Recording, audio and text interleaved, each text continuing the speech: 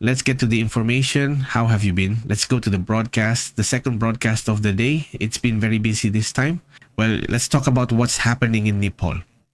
Those helicopters over there are helicopters that are lining up to pick up the politicians and take them somewhere else to save them. The revolt is total. The revolt against the government of Nepal is complete. Has he already resigned? I'm telling you, Kappa Sharma Oli, has the prime minister resigned. He's been prime minister for many years. I mean, he comes and goes and has been prime minister several times. It's this man right here. He is a communist leader. He spent a long time in jail. He was persecuted. And well, always since he was very young, he has belonged to and been on the communist side. In fact, he has had a good relationship with China, and well, right now, he has had to leave the government. He threw her out, didn't he? The truly serious issue is that people are extremely angry. His prime minister has always been very tough, let's say, even censoring social media and things like that. This time, what made people go out and protest is that, well, Generation Z, basically the youngest but already adults, let's say, right? Young adults. They reacted because they wanted to remove WhatsApp, Telegram, Instagram, Facebook, YouTube, Twitter, all the social networks at once, just like that, right? Gone, goodbye. So protest. The protests happen one day, then another day. The protests keep growing, and the government doesn't know what to do besides the protests. Well, suddenly, out of nowhere, they start shooting at them. That government sends people to shoot at them, right? They start shooting at them, and that's it. In that attack on the protests, 19 people were shot dead and others were injured. Can you imagine that? This made the anger so intense. They went from house to house of politicians, burning them down, right? Don't mix this up with the protests in Indonesia. This is Nepal, correct? Let's check the map, since there have been many protests in Indonesia recently, including burning politicians' houses. But no, they're not related to this. Yes, are we talking about this being in the northern part of India? Yes, it's basically between China and India, right? China is over here on this side, where Tibet is, by the way. This is India, this is China, sorry. And here is India, right? So that's where it is. Nepal, for example, is mountainous, with no sea and has strong ties with China, but not much with India. Okay, well, maybe they've had a good relationship with them too, but the point is that, well, it kept escalating. To the point where, look, you guys, let's see, this is the house. That mansion, that house you see back there. That's where the former prime minister lived. He wasn't there, but his wife was. So when they burned the house, unfortunately, the wife loses her life. The wife of the former prime minister dies in the fire, right? They caught the minister of economy, took everything from him, stripped him, and threw him into a river. And so, I mean, they're really fierce. Let's go into the details of how this whole situation developed. It's incredible. Like, great to see you all again, since we were just on another broadcast about what's happening in Israel, right? When he attacked Qatar, just imagine, it's crazy. Also, what's happening over there between Israel and Qatar. There will be more news and reactions on the topic, right? Greetings, Christy Kranz. How have you all been? Claudia Quinido, Aurora Ortiz, Patricia Monsalve, Leonardo A, and everyone here. Let's go to a summary and then we'll go into detail, step by step. The protests were mainly led by young people from Generation Z. They opposed the government's ban on platforms like Facebook, Instagram, WhatsApp, and YouTube. This led to clashes with police, resulting, as I said, in 19 deaths. That was caused by a Hispanic attack. After the escalation of public discontent, the Prime Minister had to resign. That happened just a little while ago, just a moment ago. He didn't announce his resignation, marking a turning point. They brought down, the young people brought down a government that wanted to censor them, that wanted to take away their social networks and their ways of communication and expression. Yes, at that level. The rage, the anger, right? From young people isn't just because of social media. There was already discontent and protests about corruption, right? They were against the political elite. the lack of economic opportunities, the excesses and luxuries of the communist politicians. But they live really well. Just imagine, right? That little house we're seeing there, right? It's a mega mansion. Where did the former prime minister live, right? And so, well, they keep coming up places, right, where they have been attacking. Even now, right now, there's chaos, right? So maybe you can see the fire has progressed there. The burning of government buildings, residences, public figures' homes, the protests have been happening, right? Now, in a way, it's more like a riot. This is no longer a protest. This is a riot right now, isn't it? Obviously. Aren't they using the Straw Hat anime flag, which became the symbol of the rebirth of this rebellion? Let's see which one this is. I don't recognize this anime. Has anyone watched it? The anime Straw Hat. It's called Straw Hat, right? Let's see what it shows us. What does it show us? I'm going to remove the image because there are some animes that are very, very adult. So just in case, yeah. This one. This is the image they've been using. Not sure if it's in the anime, but look. This one is not clear. It's very well known. I've already seen it. The animated series, as they call it here, is available. It's in English, but this... It's a... Is he a pirate and all that? No, I'm not confusing him. I was confusing him with this one, the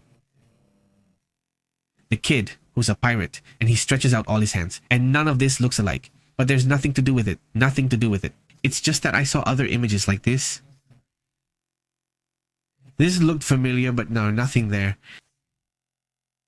I don't know what this one is. It doesn't ring a bell. But anyway, this was the symbol. This was the flag. Right? Well, not the monkey, but the little hat. They used the little hat as the flag of the protests. Yeah. And what I mean is that aren't those protesting and angry people young?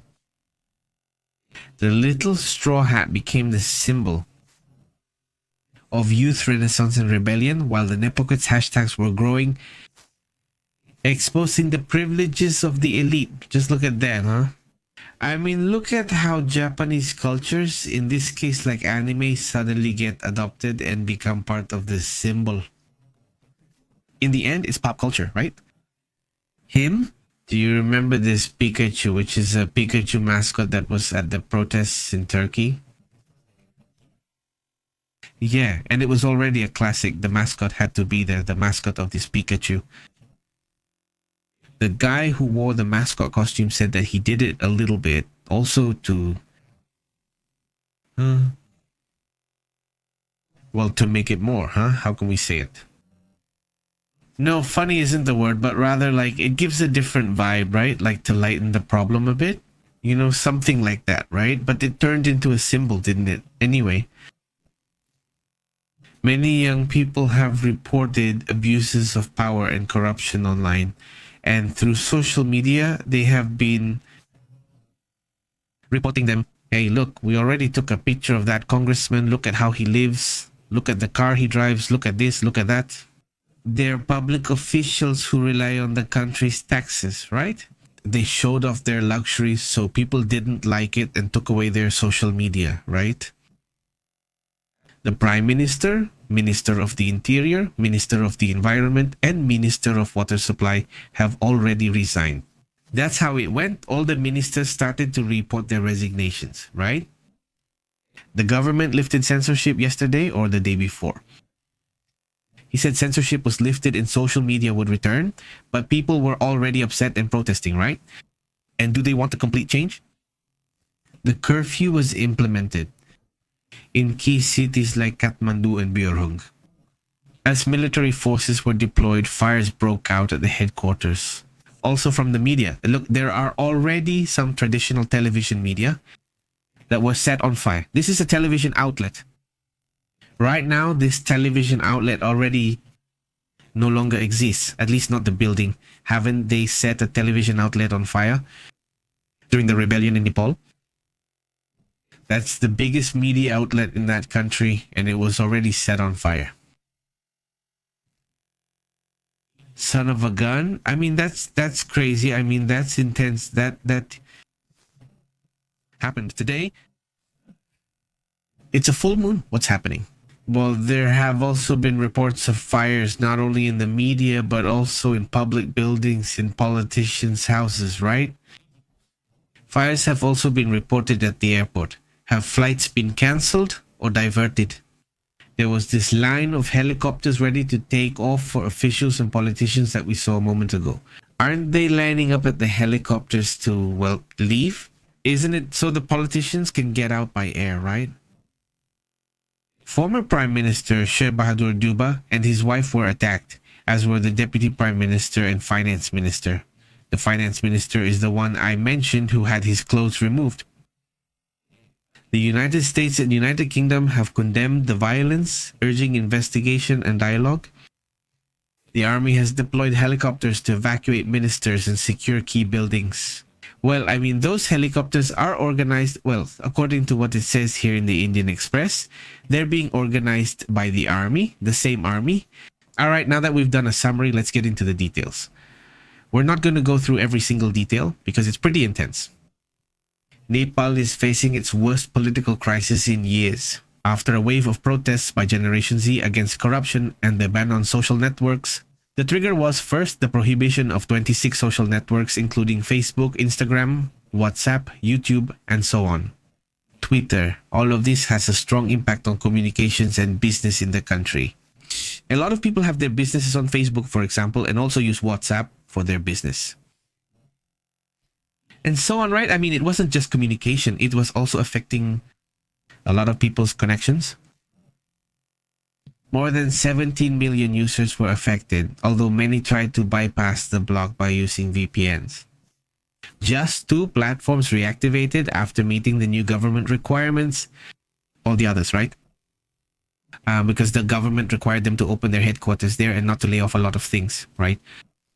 The protests sparked violent clashes. According to the latest update, 22 people lost their lives and 100 were injured, according to the Minister of the Interior. He also submitted his resignation for moral reasons after the deaths of several protesters. Shigan Durbar's government building was set on fire and shut down, and the international airport is now closed as well. ES. For safety reasons, Amnesty International demands an independent investigation into excessive force. A thorough, independent, impartial investigation is needed. Expressed to the organization in the face of this censorship, in the face of this attack against the people who were protesting.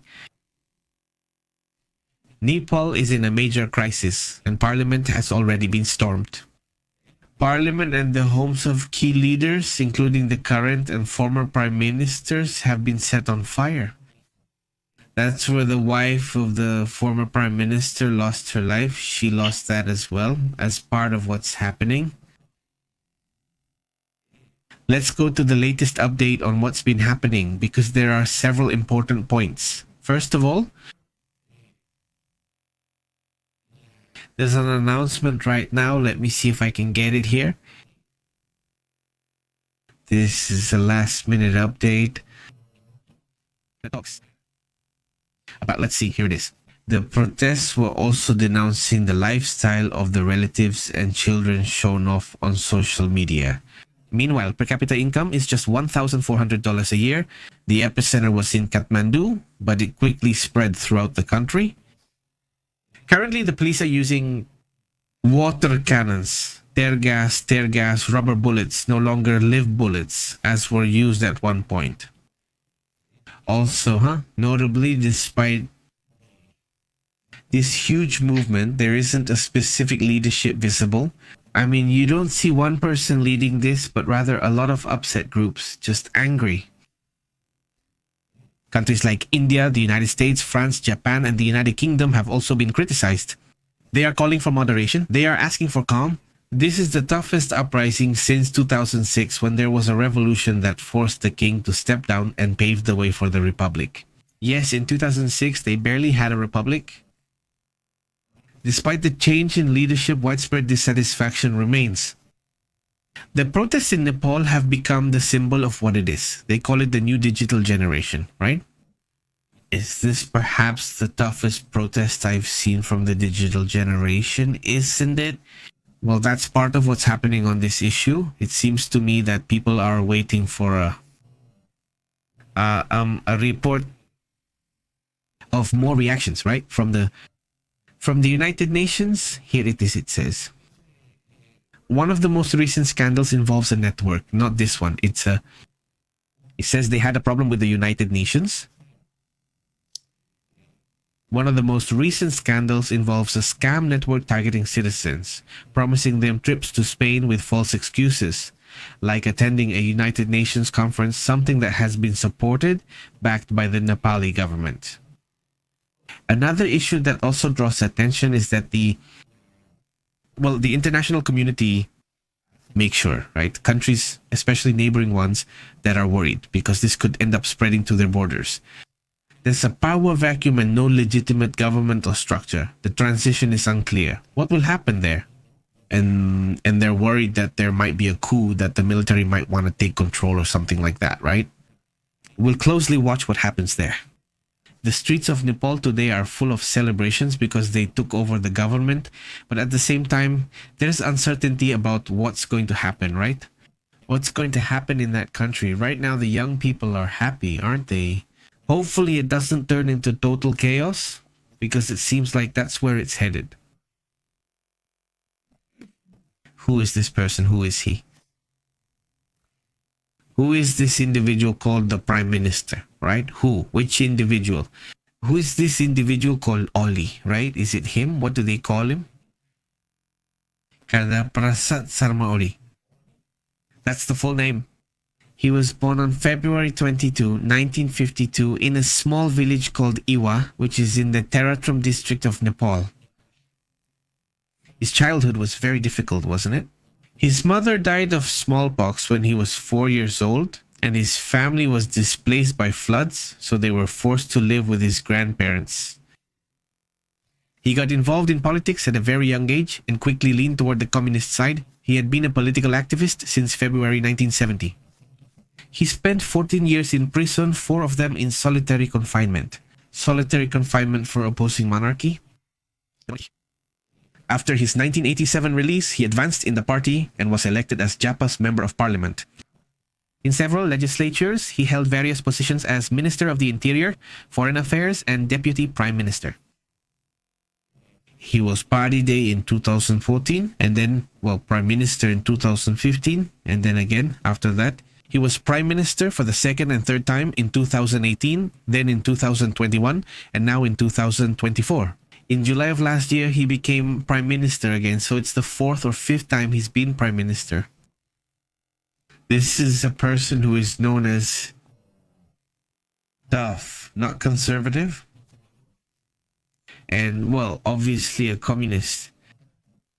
So, that's his style. You can see he has a lot of ties with China, right?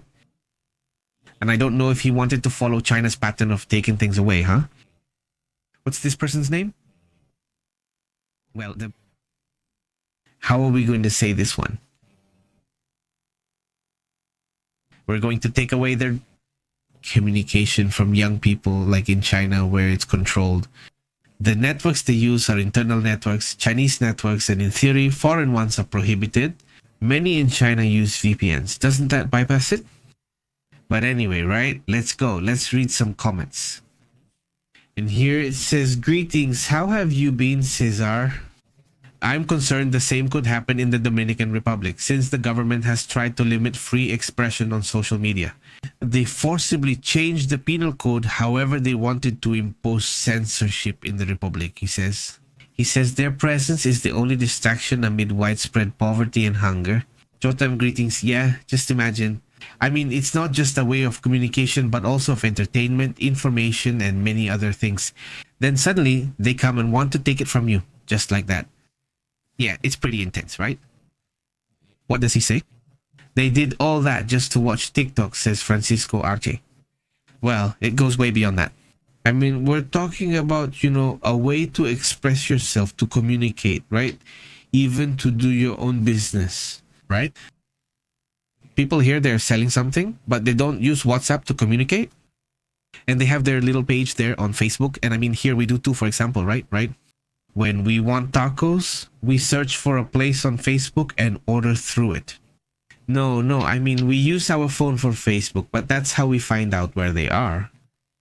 Often on Facebook, I just message, hey, give us your account. We'll make the deposit. And after we pay, they send us the tacos. That's the classic way. And well, it's a big market in the end, right? Millions of people, right? They buy, sell, trade, and whatever you want, right? I mean, it goes beyond just censorship, right? If not, it's like you're hitting the economy directly, right? And now, it wasn't that they were going to ban it 100%. What they wanted was to have some offices, I mean, for each platform to have its offices there inside. They did it the Sierra Bravo way. No notice, just said it. Is this censorship for everyone? And what about those who don't have offices, right? It wasn't like, well, hey, in a year, we want you to have offices. We want this. We want to regulate things a bit here. No, they weren't too drastic, right? That caused a drastic reaction, right? Obviously, I'm curious. Who are they and what are the homes of Xi Jinping and China's top leaders like? Good question. I mean, how? I say this because one thing is the government office, the government house, but what are their homes like? No, I guess they do. They must have their own house or houses, right? What are they like? Good question. Well, it's hard. There's a lot of secrecy, so it's unlikely any information will be available. I don't know if anything like that has been documented. It would be really interesting to know, wouldn't it? Francisco Arce, how have you been? Hello, greetings. What's up? Huh? Did you say? Who else is there? Scott Rubio, how have you been? Hey, greetings. Did you say Nicolai Franco? He sends greetings to the family and says Sanchez in Spain wants to impose 9 measures on Israel. I don't know if you shared it, he says. Huck. Yes. We talked about it a few days ago.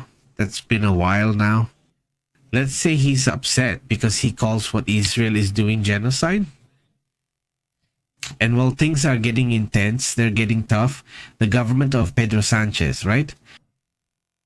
That's the idea, right? I mean, Pedro Sanchez has been intensifying this issue, right? Among the measures, just like that. Maybe the most striking thing was this issue of lowering the diplomatic relationship with Israel, let's say, to the minimum, basically, right? Does that issue stand out? In the effort to send humanitarian aid to civilians, right? That too, since it's part of the movement. And well, that's it. It's not just Spain, right? There are several top-level European countries. Let's say they've been putting conditions on Israel, especially, and even the United States is now thinking about putting certain obstacles for Israel because of what's been happening. Yes? I mean, that's a point that not only Spain is making. I mean, there are already several countries that are getting involved in that issue to put pressure. Netanyahu, because of his recent actions, right? Who has also been, well, crossing the line and, let's say, breaking agreements that had been made even with the United States, right? So, yes, there's an interesting issue there, right? He's out of control and becoming an autocrat. Netanyahu seems to be heading that way, right? 36% of Israel's population supports his administration right now. Or is that a historic low? So it really is an issue we need to keep an eye on, right? Let's see what else happens, right? But what's happening there is interesting. Cheers, Edilcia. How have you been? Gonzalez? Very good. Juan Carlos Lopez, how are you? How have you been? He says, no, Pedro Sanchez's dog Sanchez. Greetings, Captain Alexandra. Greetings from Toronto. How have you been? Greetings to Toronto. Very good, Leonardo. Please don't use so many emojis. I mean, yes, we had already set a limit. We don't want to activate it again. Yeah, I mean, no, I don't know why. I don't know what the idea is. Greetings, Leonardo. Hope you're doing well. Juan Carlos Petri. Very good, Alexandra, Captain. Well, let's see. Gonzalez, very good. Greetings. Who else is there? Caesar? I'm afraid it could happen again. Now we read it. We'll return later with another world report. Pay close attention to what's happening in Nepal, which has basically seen a complete turnaround in the country. Right in the middle of September 9th, right? Let's see how far this issue goes. Hopefully they avoid the militaristic path, right? There's already been a coup in one of those situations, hasn't there? I don't know what might happen next. But well, people are really upset with this government. Hopefully things don't get worse. Let's stay alert to events there. Warm regards, take care. We'll continue talking later about another report about other topics. Regards, see you later.